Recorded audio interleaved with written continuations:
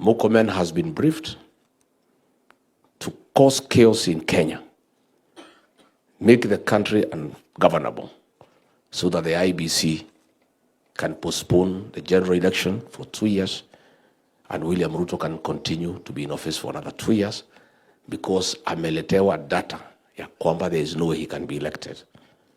So we are asking the international community to rein in on William Ruto.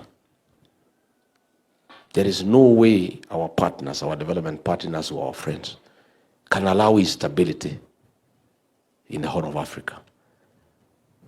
The chaos being planned by Murkomen and Ruto will have a destabilizing factor in the whole region in terms of peace and stability. We are asking the American government, the British government, Germans, France, they intervened for us in the 90s, wakati ya Hemstone. They can still do it again. Because the way we are going, there will be no country. There will be anarchy. And William Ruto thinks people are foolish. If he has said 5 times there should be no goons, goons continue to cause terror, and he is the president. Everybody knows he is the one doing it. Sidi kuongea tu anaongea. Because he has said 5 times there should be no goons in this country. Murkomen, goons is a thing of the past. Inaendelea. Because he's the one who has allowed it.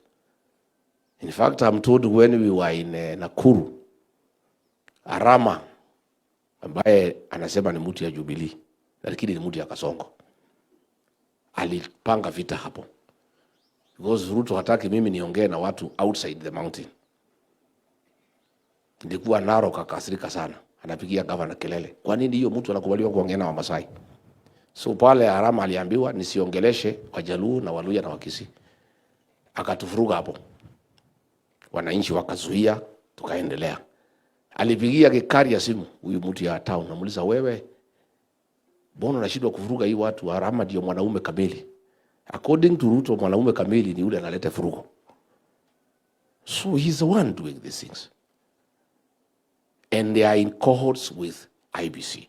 That is why the chairman has been saying, kukiwa na fujo, there will be no elections. They are just, the IBC chair is setting the stage. He wanted to do the same in Olokalao. Tukaruka. We made sure hakuna mtu naumiza mwingine.